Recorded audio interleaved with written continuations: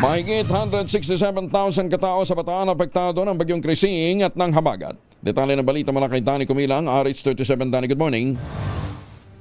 Mahigit sa 167,000 katao sa buong lalawigan ng Bataan apektado ng pananalasa ng bagyong Krising at pinalakas na habagat ayon sa ulat ng PDRRMO.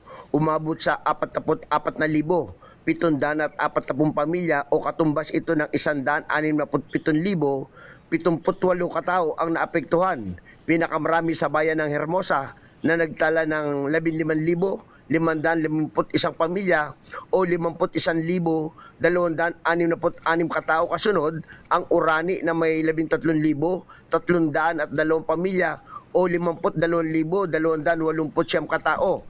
Apektado rin ang mga bayan ng Samal, Abukay, Pilar, Orion, Limay, Maribeles, Bagak, Morong, Dinalupian at ang lungsod ng Balanga. Sa kasalukuyan, 1,731 pamilya o 5,723 katao ang nasa 77 evacuation center sa iba't ibang lugar sa lalawigan. Samantala, baha pa din ang 37 barangay, ito'y sa Hermosa at sa Orani. Itinaas na sa red alert status ng PDRRMC Emergency Operation Center sa utos ito ni Governor Jose Enrique Garcia III upang masiguro ang mabilis na pagtugon at tuloy-tuloy na monitoring. Nagpapatuloy ang pamamahagi ng tulong mula sa Provincial Social Welfare and Development Office katuwang ang mga lokal na pamahalaan. Nagpaalala naman ang mga otoridad sa mga residente ng binabahang lugar na manatiling alerto at sumunod sa mga abiso para sa kanilang kaligtasan. Danny Kumilang, RH37, DCRH,